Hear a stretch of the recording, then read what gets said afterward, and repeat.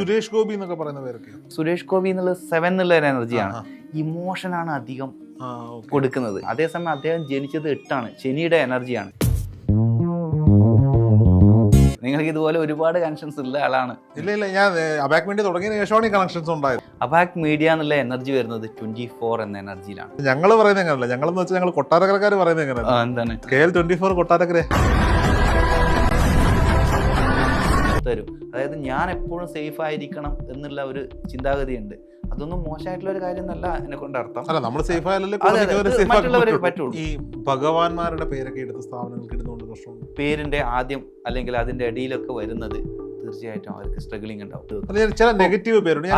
ഉദാഹരണം ചോദിക്കട്ടെ, നരകത്തിലെ കോഴി ഒരു ഹോട്ടലിന്റെ പേര്.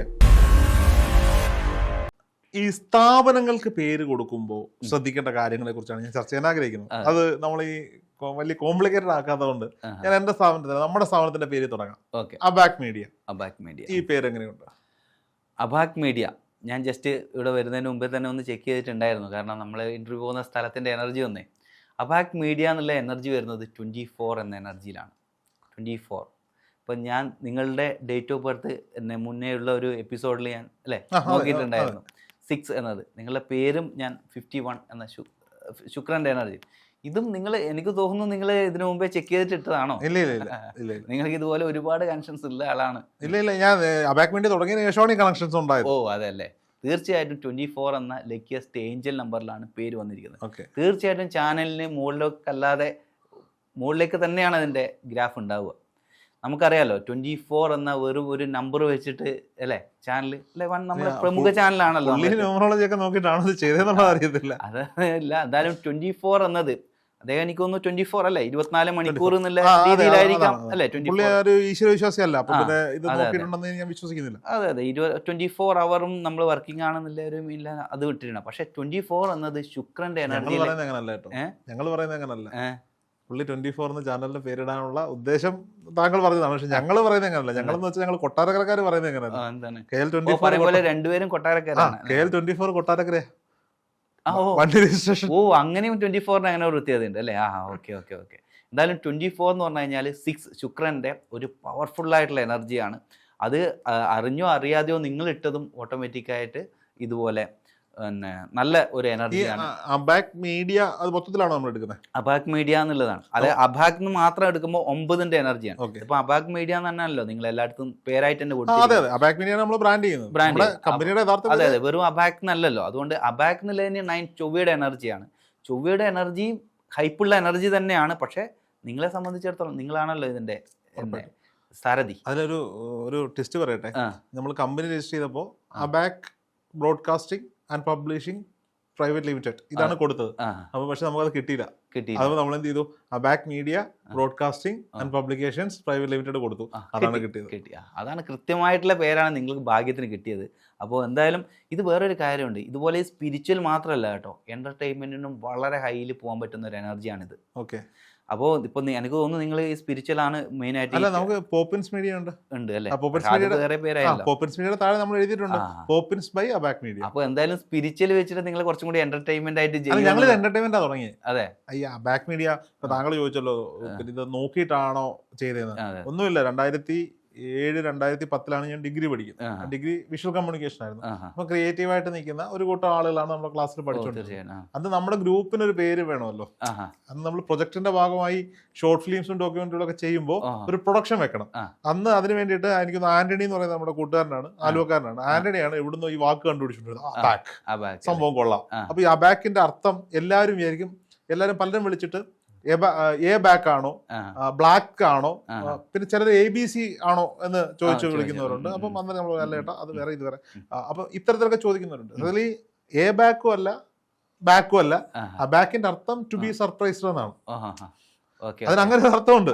ഈ അർത്ഥമൊന്നും നോക്കിയിട്ടല്ല അന്ന് ആ പേരിട്ടത്. ഈ പേര് നമ്മൾ ഇടുന്നു, അതിനുശേഷമാണ് ഈ ഇതിന്റെ അർത്ഥം ഡിക്ഷണറി നോക്കി അന്ന് കണ്ടുപിടിച്ചു. കൊള്ളാടാ, ഈ പേര് കൊള്ളാം. പക്ഷെ ഇത് ഇവരെല്ലാരും ഉപേക്ഷിച്ചപ്പോഴും ഞാനന്ന് ഈ തട്ടിക്കൂട്ട് പരിപാടികളാണല്ലോ പഠിക്കുന്ന സമയമല്ലേ, എങ്ങനെ ഒരു പ്രൊജക്ട് തീർക്കണം. ഒരു ഡിപ്പാർട്ട്മെന്റ് ഫംഗ്ഷന് ഒരു പ്രൊമോ, ഒരു അടിച്ചു മാറ്റി ഒരു പാട്ടൊക്കെ വെച്ചൊരു പ്രൊമോ ചെയ്തപ്പോൾ ഞാൻ വെറുതെ ഡയറക്റ്റഡ് ബൈ രോഹിത് അബാക് നമ്മുടെ പേരിന്റെ അറ്റത്ത് ചേർത്തു അബാക് മീഡിയ പ്രൊഡക്ഷൻസ് പ്രസൻസ്. പിന്നെ അതിങ്ങനെ പോകെ നമ്മൾ ഡിഗ്രി ഒക്കെ കഴിഞ്ഞ് ആദ്യം നമ്മൾ തുടങ്ങിയത് നാട്ടിലൊരു കുഞ്ഞ് കമ്പ്യൂട്ടർ സെന്ററിന് അബാക് മീഡിയ ബൂത്ത് എന്ന് പേരിട്ടു. 3-ാം മാസത്തിൽ പൂട്ടി. പിന്നെ 2017 കല്യാണമൊക്കെ കഴിഞ്ഞിട്ട് നമ്മൾ ഈ വെഡിങ് ഫോട്ടോഗ്രാഫി അതിന്റെ സർവീസുകളുമായിട്ട് അബാക് ഫോട്ടോഗ്രാഫി എന്ന് പറഞ്ഞിട്ട് ഒരു സ്ഥാപനം തുടങ്ങി. അത്യാവശ്യം നല്ല രീതിയിൽ പോയി. കോവിഡ് വന്നപ്പോൾ നമ്മൾ നിർത്തേണ്ടി വന്നു. 3-മതൊരു ചാനലിനെ പറ്റി ചിന്തിച്ചപ്പോൾ എൻ്റെ മനസ്സിലുണ്ടായിരുന്ന ഒരേ ആഗ്രഹം അബാക് എന്ന പേര് വരരുത് എന്നും ബ്ലാക്ക് കളറും ബ്ലാക്ക് യെല്ലോ റെഡ് വൈറ്റ് ഈ കളറുകളിലെ കോമ്പിനേഷനിൽ ആകരുത് ലോഗോ എന്നുമായിരുന്നു. പക്ഷെ ലോഗോ ചെയ്യാൻ കൊടുത്തവൻ ചെയ്തു തന്നത് ബ്ലാക്കില് യെല്ലോയും വൈറ്റുമാണ്. ആ പേര് ഞാൻ കുറെ പേരുകൾ പറഞ്ഞപ്പോൾ നമ്മുടെ കൂട്ടത്തിൽ നിന്ന് എല്ലാവർക്കും ഇഷ്ടപ്പെട്ടത് അബാക് മീഡിയ. അപ്പൊ അത് തന്നെ പോകണം എന്നുള്ളത്. അതെ, അത് നിങ്ങളെയും ഈ പൊതുവെ ശുക്രൻ സപ്പോർട്ടീവാണ്. അതായത് 6 എന്ന എനർജിക്ക് 6 സപ്പോർട്ട് ചെയ്യുന്ന ആകർഷിക്കുന്നതുമാണ്. അപ്പോൾ അതുപോലെ നിങ്ങളെ ആകർഷിച്ച് ഫോളോ ചെയ്യുന്ന എനർജിയാണ് ഇന്നത് ഒരു സക്സസ്സിലേക്ക് അല്ലേ പോയിക്കൊണ്ടിരിക്കുകയാണ്. തീർച്ചയായിട്ടും നിങ്ങൾക്ക് മാത്രമല്ല ഒരുപാട് ഈ സ്പിരിച്വലായിട്ട് അറിവ് തേടുന്നവർക്കും ഒരു ആശ്രയമായിട്ട് ഇത്. എനിക്ക് തോന്നിയിട്ടുള്ളത് ഒരുപാട് അറിവുള്ള ആളുകളെ മീഡിയയ്ക്ക് മുമ്പ് ഇപ്പോൾ സുനീഷ് തമ്പാനെ അറിയാത്ത ആളുകൾ ഈ മേഖലയിൽ താങ്കളുടെ യൂട്യൂബ് ചാനൽ അത്യാവശ്യം ഫേമസ് ആണ്. താങ്കൾ മറ്റ് ചാനലുകൾ ഇന്റർവ്യൂ കൊടുത്തിട്ടുണ്ട്. അപ്പം സുനീഷ് തമ്പാൻ നമ്മുടെ ചാനലിലേക്ക് വരുമ്പോൾ പുതിയൊരാളല്ല. പക്ഷെ ഈ അറിവുകൾ ഉണ്ടായിട്ടും പുറം ലോകത്തേക്ക് വരാതിരുന്ന ഒരുപാട് പേരെ കൊണ്ടുവരാൻ സാധിച്ചു.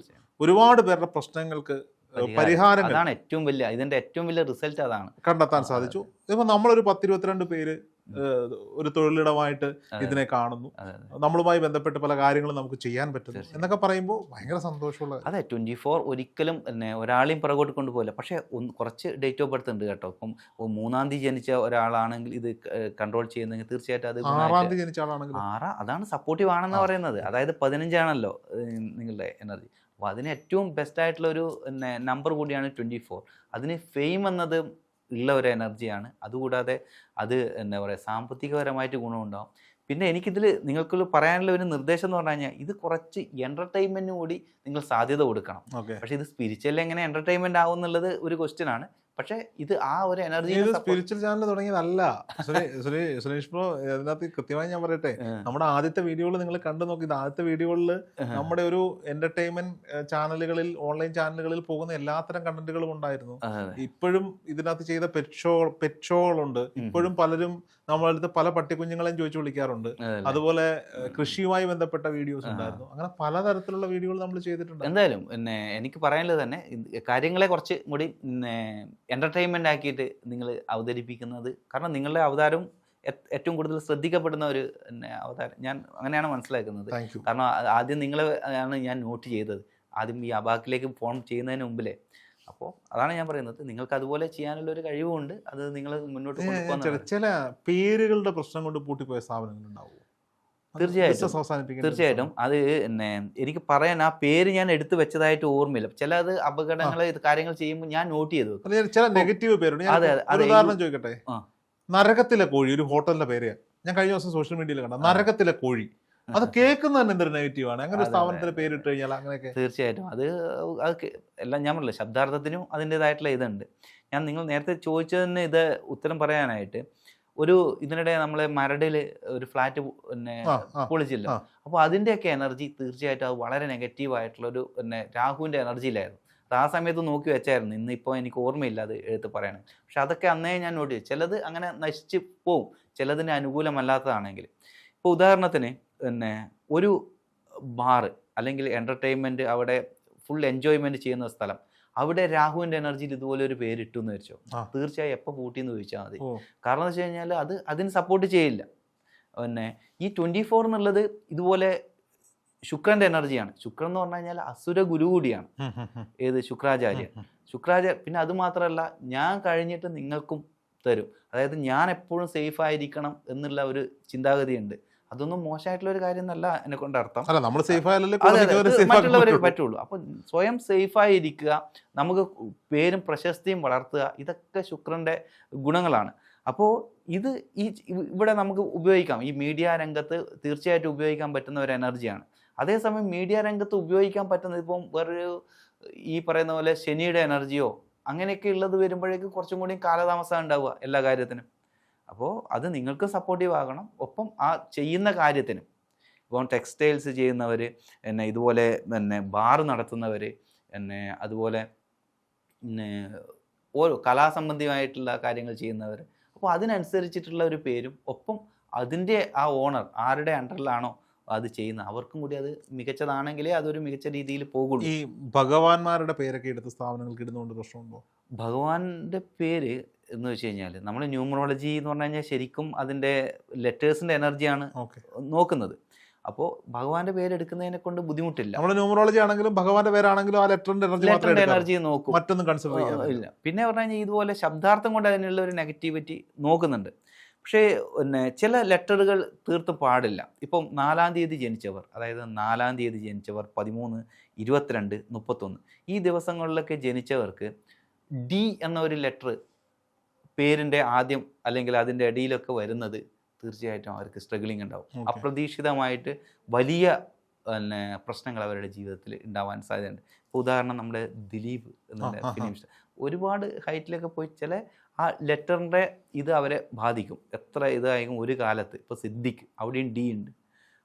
അപ്പോൾ അവർക്കൊക്കെ അത് ഇത് ഒരാ ഡേറ്റ് ഓഫ് ബർത്തിന് ധീരുഭായ് അംബാനി ധീരുഭായ് അംബാനി എന്ന് പറയുന്ന ആള് ഡി ആണ്, പക്ഷേ സക്സസ് ആണ്. പക്ഷെ ഇതന്നെ അവർക്ക് കൃത്യമായിരിക്കണം അത് എന്നുള്ളത്. സ്ട്രഗിളിംഗ് ഉണ്ടായിരുന്നു അദ്ദേഹത്തിന്. അതെ അതെ, സ്ട്രഗിളിംഗ് ഉണ്ടാവും. പക്ഷെ അപ്രതീക്ഷിതമായിട്ടുള്ള വൻ താഴ്ചകൾ ഉണ്ടാവാനും സാധ്യതയുണ്ട്. അങ്ങനെ ഉണ്ടായിട്ടുണ്ട് അല്ലേ, തിരുവായിക്കും ഉണ്ടായിട്ടുണ്ട്. അപ്പോൾ അപ്രതീക്ഷിതമായിട്ടുള്ള വൻ താഴ്ചകൾ ഉണ്ടാകാനുള്ള സാധ്യതയുണ്ട്. അത് ഡേറ്റ് ഞാൻ ആദ്യം പറഞ്ഞ പോലെ 4-ാം തീയതി ജനിക്കണം. ഈ പ്രശ്നങ്ങൾ 4 അങ്ങനെയുള്ളതാണ് ആണെങ്കിൽ കൂടുതൽ ഉണ്ടാവുക. ഡി എന്നുള്ള ലെറ്റർ. സുരേഷ് ഗോപി എന്നൊക്കെ പറയുന്ന പേരൊക്കെയോ? സുരേഷ് ഗോപി നമ്മൾ ഇതിനു മുമ്പേ ചോദിച്ചിട്ടുണ്ട്. പക്ഷെ സുരേഷ് ഗോപി എന്നുള്ളത് 7 എന്നുള്ള ഒരു എനർജിയാണ്. ഇമോഷനാണ് അധികം കൊടുക്കുന്നത്.